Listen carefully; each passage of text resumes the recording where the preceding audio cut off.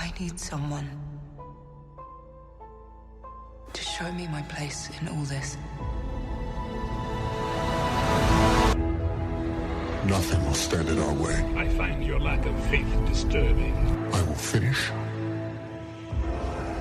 what you started. Who are you? I'm no one.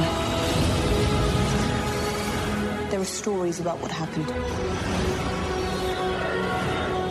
It's true. All of it. The Force. It's calling to you.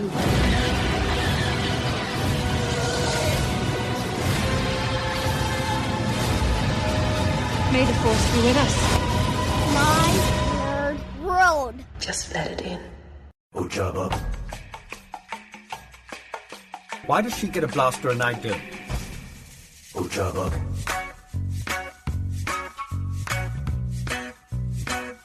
So, I was halfway through recording the show yesterday. It's Saturday morning. I got my cup of coffee. I'm staring at a screen grab, a frame grab of my favorite moment from Star Wars: The Last Jedi, and re-recording the show because I got halfway through doing the show yesterday and my computer decided to just restart and do a bunch of updates. I'm a Mac guy. All my equipment is Mac except for the computer that I bought specifically just to do the podcast on, which is Windows, a PC based, and it works fine. It's just my production computer. But yeah, I was in the middle of the show yesterday and it just crapped out on me. Well, it didn't crap out. It just decided to do an update, and I lost a half hour worth of me going blah, blah, blah about The Last Jedi. And look, it was probably, I'm a firm believer that everything happens for a reason. So I'm actually kind of glad that it happened because, to be honest, I wasn't 100% happy with the way that the show was going yesterday. And so I can make up for it now since that show is lost and I've started a new one. Welcome to my nerd world. I'm your host, Jon Justice. And yes, we're going to be talking more about The Last Jedi. And spoilers, obviously, are coming. I'm going to pick up where I left off last week's show. And the thing that I wasn't that pleased about with yesterday's show was I've been really struggling with whether or not I wanted to, or how I wanted to address the backlash to The Last Jedi. And for those that are not aware, okay, so for those that aren't on Twitter and don't go to a lot of the movie websites and hadn't seen that there's this backlash to the movie, congratulations. I'm jealous. I wish that I wasn't. I've now taken to ignoring this backlash, and I'll talk just a little bit about this because I really want to get into and talk more about this film and not about what I believe is nonsense.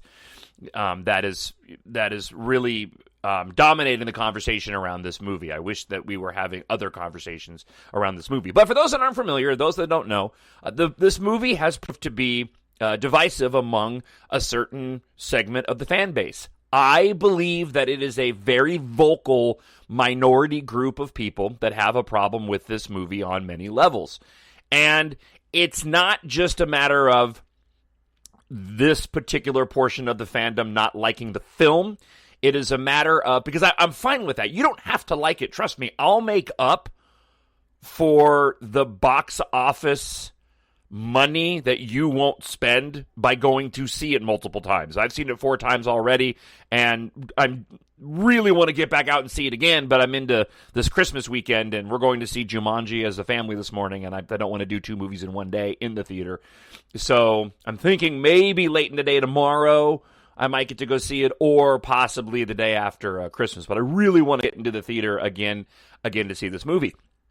But this portion of the fandom, this minority in terms of size, vocal group, it's not a matter of them not liking it. It's a matter of these particular individuals looking to fans like me and potentially fans like you and criticizing us, saying that we're wrong in liking it. They're of the opinion that the movie is so flawed, how could anybody like it? And I had this happen on on a different movie just recently. I had the same thing happen with Blade Runner.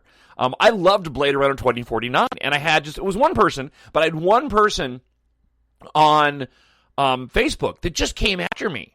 I mean, it got to the point, because I'm a talk show host full-time, okay, a full-time talk show host, and they actually accused me of being paid by the movie studio to shill for Blade Runner 2049. Couldn't understand how I could possibly like the movie. And look, I don't care if you don't like The Last Jedi.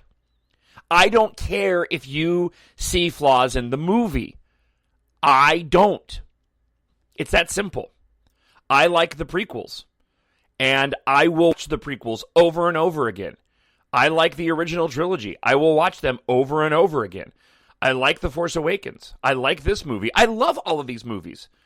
Are there little things that you could tweak in terms of flaws? Is any movie perfect? No movie is perfect, but I don't have a problem to the point where I will never watch these films again, or own them, or watch them on repeat viewings. I just don't.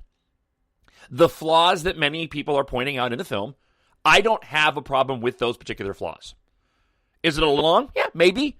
Does it get slow in parts? Perhaps. Could things been shot a little differently? Maybe. But I don't care, because I love this movie. So that's the problem that I have with it, is that it's this. There's a petition out there to get people to remove it from the canon, and a lot of the complaints are coming down to the direction that they took the story. I mean, all of it is just, that part of it is just so ridiculous. So I don't want to get into all that. I want to talk about how much I love this film. And in the 4 times that I've seen it, I love it even more. I also want to say that I'm done, and maybe we can start something new. I'm done ranking these movies. I am. I've been doing it, and I've done it up until now. But we now have 9 Star Wars movies. We put Rogue One in there. I'm done ranking them. And the reason I'm done ranking them is that, 1, it's getting tedious because there's 9 movies to rank. And 2, I do love all these movies. Some of these films are my favorite at different times for different reasons. Sometimes Rogue One will be my favorite. Sometimes Attack of the Clones might be my favorite. Right now, The Last Jedi is my favorite, but that will change. I love all these movies. I will watch all these movies, and I will pick one over another at different times for different reasons. Do I have ones that I like more than others? Sure. I've made mention many times that Return of the Jedi, if I had to pick my least favorite of all the movies, probably that one, but I'll still watch it a whole bunch of times before I die. Doesn't mean I'm never going to watch it again. Currently, Star Wars The Last Jedi is my favorite. And it's my favorite for a number of different reasons. It's my favorite right now. 1, let's be honest, because it's the newest. 2, I love these characters. I watched The Force Awakens after the second viewing and still love that movie, but it didn't carry the gravity. It didn't carry the depth and emotion that The Last Jedi carried. And when if I want to say, sort of feed my Star Wars fandom by watching a movie here at home because I can't get out to see The Last Jedi, you would think maybe I'd pick Force Awakens. I probably wouldn't, to be honest. I'm looking forward to going back and watching Attack of the Clones soon, because to me there's a lot of parallels in that movie to The Last Jedi. And again, I'm going to look past the flaws in those films when it comes to the acting, but the scene in The Last Jedi where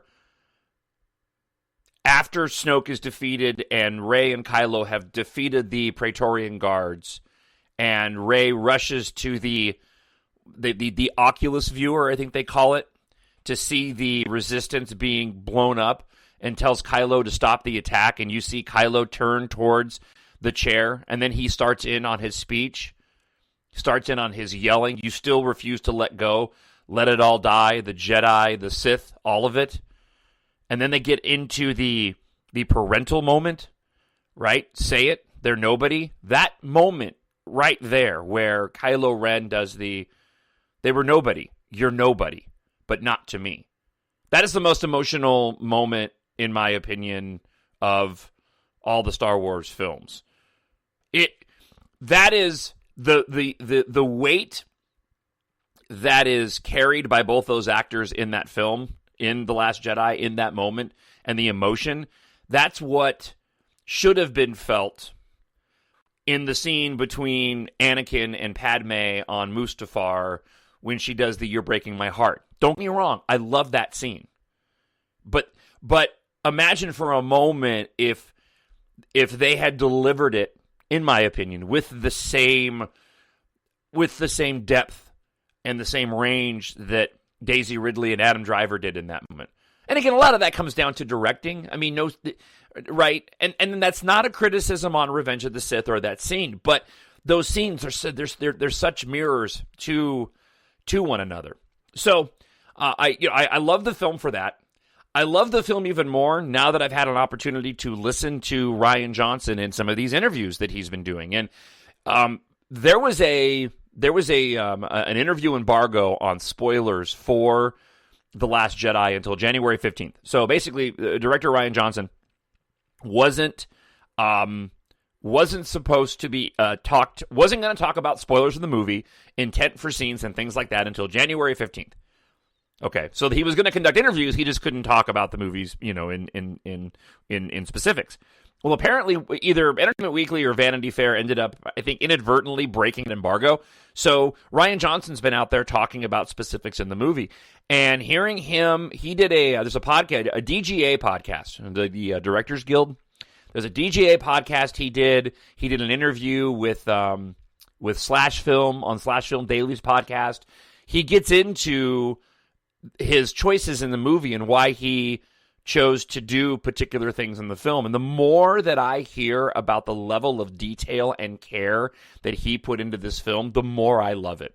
I'm what I call a content creator, a content generator by trade, right? Every day I go on the air on a talk show, and like I'm doing now, and I create content. I do it with my voice. I do it with my words and my thoughts and things like that. So I am fascinated by the creative process. I love watching documentaries about things that I enjoy and some things that I didn't know that I would like to watch a documentary on. I love the creative process. And it's frustrating to hear that backlash from the fandom talking about how this movie's just a cash grab and blah, blah, blah, blah, blah, which is really stupid because if it was, it wouldn't be so divisive, right? But anyway. Or talking about how Rian Johnson doesn't know Star Wars and didn't care and all that. Man, it couldn't be further from the truth.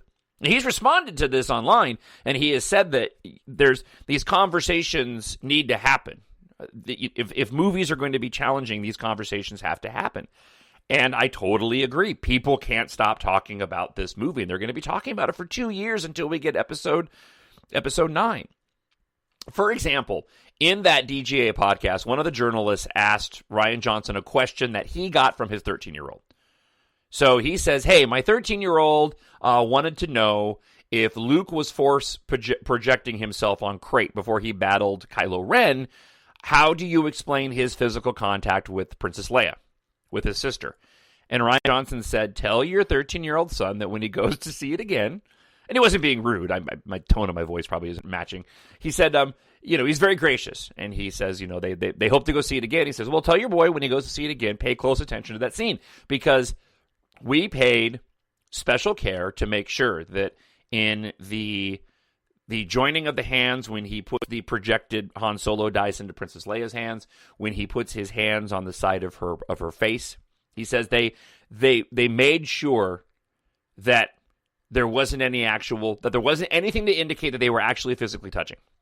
He said the only place in that scene where you could potentially say there was a slip, and it wasn't, they were aware, was when Luke goes to kiss Leia's forehead.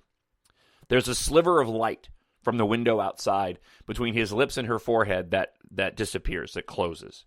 So they closed the gap. So you could make an argument that they touched, but he says, basically his lips could have, like, for as weird as it sounds, like force projected into her forehead. You know what I mean? Kind of like Kylo's lightsaber did into his body. Okay. He said that they were careful, though, to remove any sound that his lips might have made to her forehead. And so, he explained to them, he said, hey, if he sees anything that I missed, please go back and have him, have him tell me and I'll fix it. It's amazing to me to listen to Rian Johnson and hear him talk about all the choices that he made and the specific reasons why. Killing Snoke. Rian Johnson said he was writing The Last Jedi when The Force Awakens was being filmed. He was watching the dailies from The Force Awakens.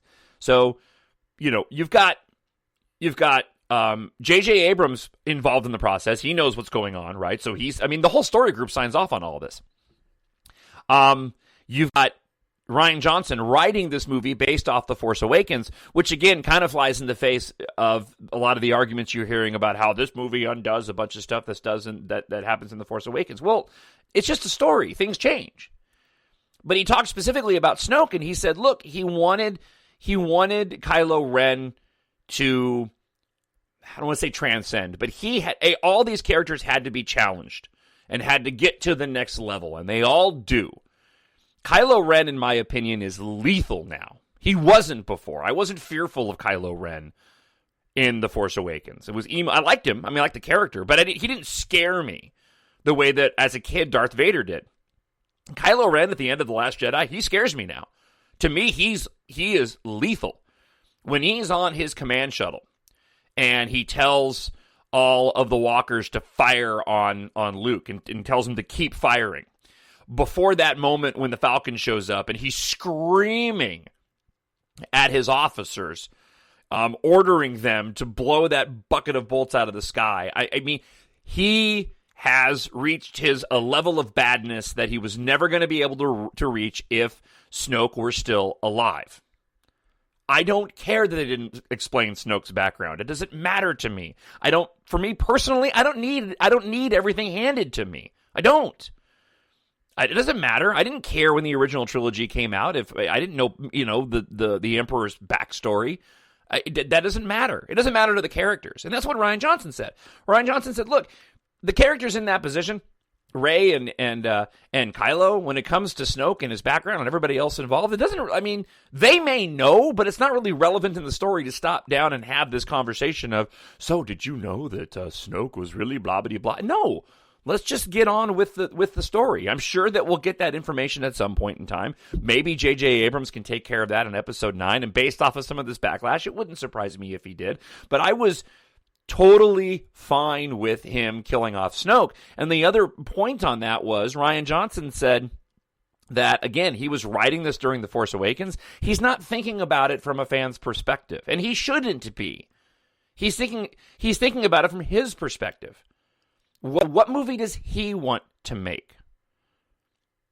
How does he make the best movie possible for himself? You can't make a film and try to gear it towards the audience and what they are going to want. And the example is The Force Awakens, because there is a level where that happened, right? You hear J.J. Abrams in an interview talk about how when they did Maz Kanata's castle, and he made a comment, he's like, well, we thought about it, and I was thinking if I was seeing the movie, I'd be asking, where's the cantina? Where's the cantina scene? So we made this scene on Takodana in Maz Kanata's castle. Now, again, that was J.J. Abrams and what he wanted to do. That movie was supposed to be a reset. But that's the reason why the movie gets a little bit of backlash by people saying that it's a rehash. I don't believe that it is. I believe that it echoes and takes from other films, just like all the movies do. But I think part of the reason is people thought that that film was a bit too much of a rehash and too much fan service doing that thing with my fingers. I am of the opinion, and this is how we do our show, this is how I go and create content. I had a talent coach once, a consultant, say, be as authentic and as genuine as you can be. Talk about the things you want to talk about, not what you think the listener wants to talk about, and you will reach the biggest audience you are capable of reaching. Now, it's an amazing suggestion, but it's also one of those ones that is risky, because what if what you did isn't widely accepted by the public? Well, you'll only reach the largest audience that you are capable of reaching by doing something that's authentic and genuine and true to yourself. This is what Rian Johnson's going through right now. And clearly, he is reaching the audience that he's capable of reaching because the movie is just killing it at the box office. The backlash, apart from the tainted scores on Rotten Tomatoes, because Rotten Tomatoes is the website where they score films, and the critic rating for The Last Jedi is in a 93, and the audience rating is like at a 56 or something. Well, that's because a bunch of dudes went in there and signed up just to go and put up negative reviews to bring the rating down. But it certainly isn't affecting it in the box office. And one last thing on Snoke.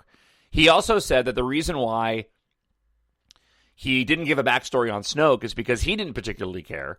He wrote that movie during the Force Awakens, and he wasn't thinking about how the fandom was going to be, over the course of 2 years, putting out their own theories and turning it into a thing. Because it did. It became a thing. We, the fandom, wanted to know Snoke's backstory. We, the fandom, made it a thing to want to know who Rey's parents were. We did that. When I saw A New Hope, I wasn't sitting back thinking who are Luke's mommy and daddy. I just thought they were gone. Which made that moment so powerful. You know, the fandom did that. So Disney doesn't owe us anything. Lucas doesn't owe us anything. Rian Johnson doesn't owe us anything. If we don't like the movie, we don't have to go see it. I happen to love this film a lot. Another interesting note. Turns out that in the art of The Force Awakens, there's some images of a scene that was cut out when Rey is training on Ahch-To. Luke says, I've got 3 lessons for you, and we only get to 2.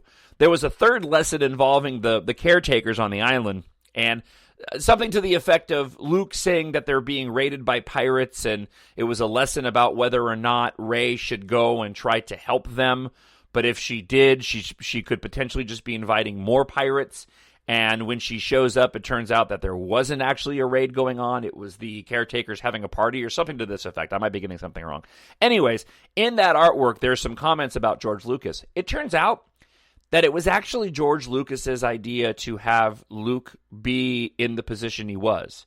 30 years on, disenfranchised from the Jedi for whatever reason, in isolation, and then having to train a young girl. That was one of George's original ideas. He's the one that came up with that. So I will say, to those that are complaining about this isn't the way that this should have gone, at least in their minds, that's fine. If you wanted to see Luke be somebody different, that's totally your opinion. But the guy who created it also saw this. And when you look at Joseph Campbell and his writing of the hero's journey, it fits right in. When you get past the point where the hero becomes the hero, there is a point in the next part of that hero's journey where he gets beaten down and then becomes the teacher to the next generation. So I love all of those choices. On top of it, I also am somebody that likes the prequels. I like the connection that this movie has to the prequels with, the mirroring that I talked about with some of the visual styling from Canto Bight. And one last thing, and then we'll start getting back into some particulars of the film itself. One last thing on that. I'm also a fan that didn't need to see the big 3 in the sequel trilogy. I love Han, Luke, and Leia, but I had my time with them. I had my time with them in the original trilogy. I didn't go into The Force Awakens. I love the trailer when, Chewie were home. Yeah, it brought all the feels. That was great, but I didn't need to see him again. I didn't need to see them together again. I mean, it's been great, don't get me wrong, but that wasn't where I was as a fan. I was fully committed to getting on board with these new characters. Fully committed with getting on board with a different kind of view of the Force and where we are headed with all that. And so that's why I think one of the reasons why I've got no problems with the way that they're taking the story, with what they did with Luke Skywalker in the film. I thought they handled him brilliantly, and what they've done with Rey and Kylo, which is really what I want to start getting to in the show this week. Something inside me has always been there. then I was awake. And I need help. All right, so let me pick up a bit where I left off last week. And this is going to be an ongoing process in the weeks to come as I work through the movie and do the shows. But when I left the show off last week, it was right when we were getting to the good stuff of Rey and Kylo, which to me is, because it is, the heart of this movie and why I'm so excited for Episode 9. We were right at the part where the three different storylines, Finn and Rose are on the Supremacy now. You've got the Resistance trying to hightail it to Crate. You've got Holdo in the Radis, and then you've got Rey and Kylo in Snoke's chambers. Okay, so let's work from order of things that I want to talk about the least to things I want to talk about the most. First, things I want to talk about the least. Finn and Rose, love the storyline, but in terms of importance, it's of the three, it's the least important storyline in the film of the three, even though I still enjoy it. I do love what they ended up doing there. I mean, you've got to do something with those characters, and I like the way all that worked out. I love the battle with Finn and with Phasma. I also don't understand the complaints about Phasma not being utilized. I have to laugh a little bit because I can't tell you how many times I heard people complaining about The Force Awakens and how much Phasma was pushed in the promotion of it, right? And how little she was used in the movie, and how many people said that if you had Phasma square off against Finn on Takodana instead of squaring off against that stormtrooper with the baton, right? And the traitor part of it, traitor. If you had that be Phasma, then it would have taken care of that character. And then you flash forward to The Last Jedi, and you actually have a legit battle between Phasma and Finn, and people still complain. That fight is really, really good. And the fact that they were able to pull that off with Gwendolyn Christie in full gear, the more that I watch that fight, the better. And of course, BB-8 with the walker and the way that whole thing plays out, I enjoy every minute of it. And the one thing I like about Rian Johnson's directing too is that, in my opinion, it's a long movie, but he's got a really keen sense of when he needs to go and cut a scene off. To me, I mean, at least from my sort of mental clock of how long I want to hang on something, like every time I'm going, if I'm even about to go, I want to get back to blank. We get back to blank. The cave scene and Daisy Ridley, just timing it's like, wow, that's interesting. There's not a whole lot going on visually, right? But he hangs with it just enough and then moves on from the scene before it ends up being too long. And he does that with all the intercutting, the intercutting in those three different storylines going on. It's on the first viewing, it's hard because I wanted to keep getting back to Rey and Kylo Ren on in Snoke's chambers. But on the subsequent viewings, I'm okay getting the break because it makes it have so much more impact when I get back to Rey and to Kylo Ren. Let's talk just briefly about Holdo and versus the Supremacy. AMC theaters, and I don't know where this was. An AMC theater put a flyer up on the door to the screenings of The Last Jedi, informing the audience going in that I guess she was like an hour and 50. It said something to the effect of an hour and 52 minutes into this movie, there will be roughly 10 seconds of silence on screen. This was done intentionally by the director for dramatic impact. Did you really have to do that? I didn't see anybody that didn't understand or realize that the silence when the Radis slammed into the Supremacy, well, I shouldn't say slammed, sliced through the Supremacy, thought that was a mistake. And speaking of echoes to the prequels, that scene, and especially in the timeline, and you look at The Last Jedi and Attack of the Clones, that scene is incredibly reminiscent It's interesting, too. I have to check the time, because I think it's pretty close on time of the film, too.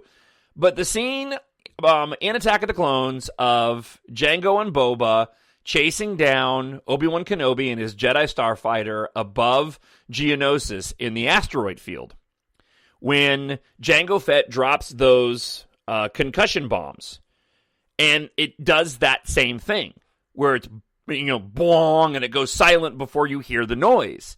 That's exactly the same thing that happens when the Raddus hits the Supremacy.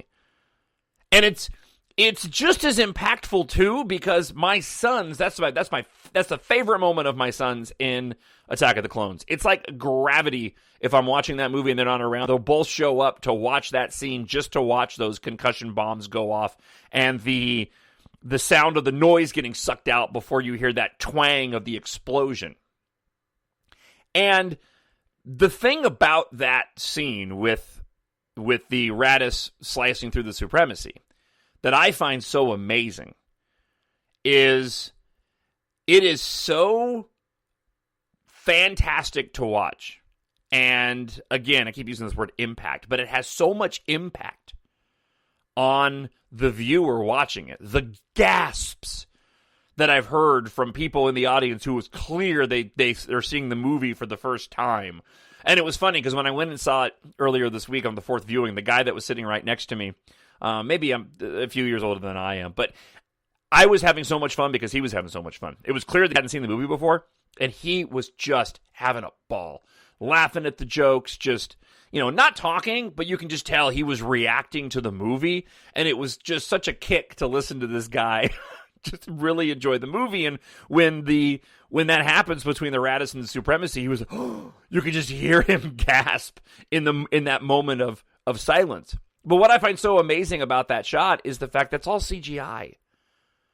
The fact that Rian Johnson and the special effects team can create a shot that has that much impact, and it's still just completely all CGI. That's just, that scene alone is going to be one of the scenes, in my opinion, that'll be one of the most famous shots in all of Star Wars. I mean, you put that up there. To me, that whole thing blows out of the water, both the Death Stars and Starkiller Base blowing up, and rivals that overhead shot of the Star Destroyer coming in at the beginning of A New Hope. I mean, it's just an absolutely amazing, amazing scene.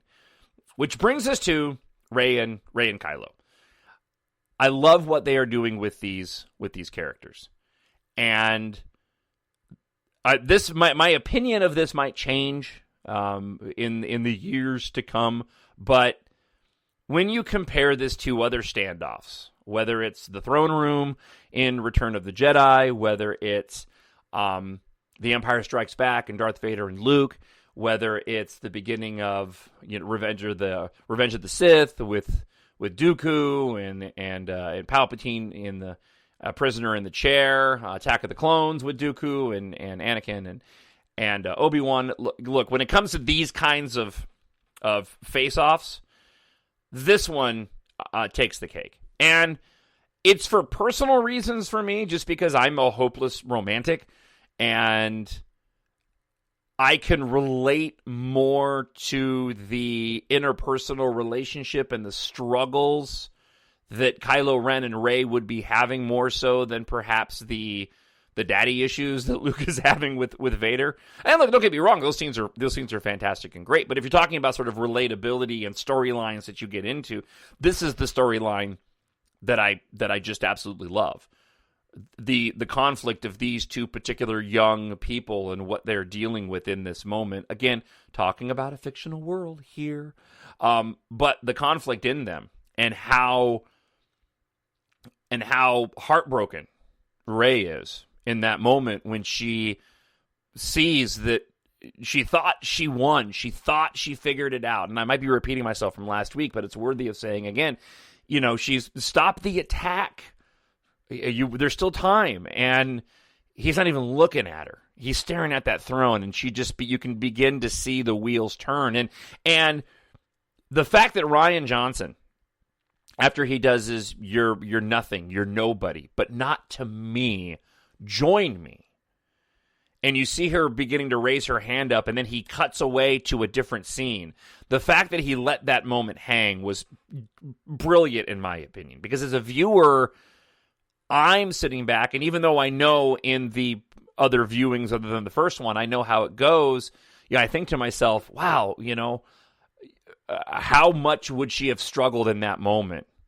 Because she didn't know the resistance. I mean, she didn't really have a lot of connections there. When you consider the fact that, and I'm sure this went into the thought process with Rian Johnson, just listening to the other interviews that he's done and how much care he's put into this movie, I'm sure that he thought about how difficult it would be for her in that moment, and perhaps how difficult it would be for Kylo Ren in his moment to decide, I'm going to try to bring her to my side. And again, they both said that they saw into each other's futures, which can change, right?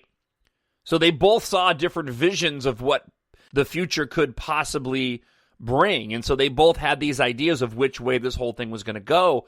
And when he's standing there and she's in tears, don't go this way. The gravity of that moment, and then when she decides to try to get the lightsaber and he stops her.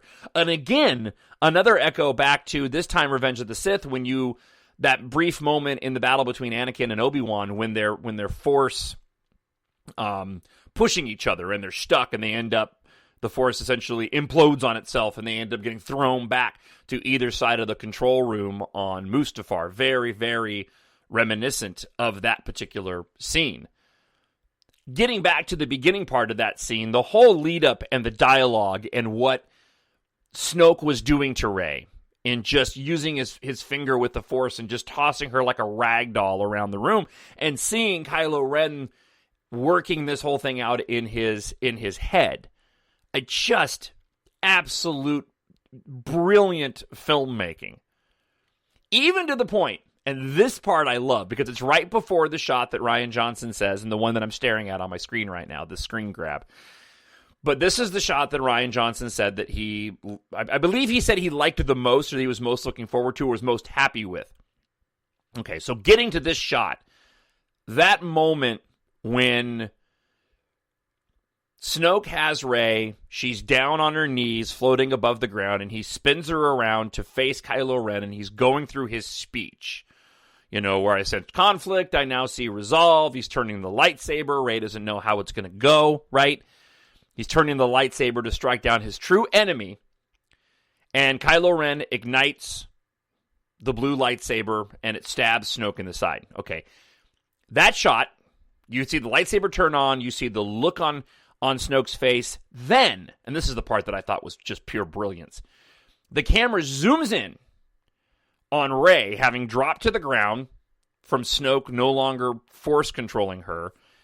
Her head's opposite to the camera, and she's on the ground, and she flips back around and kind of rolls over on her side from the ground to look up to see what had happened.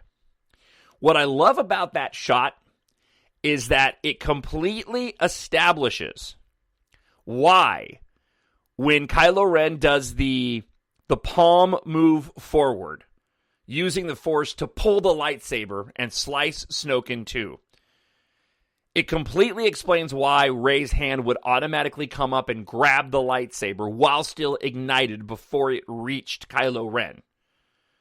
Without that shot of Rey, it didn't work quite as well, but she was looking right at Snoke when that happened. And the speed at which the lightsaber comes over, the timing of it, the scene just works out perfectly. It makes all the sense in the world that she would reach up and grab that lightsaber before she stands up, and they have that brief moment where they stare at each other, which is also just another brilliant piece of filmmaking.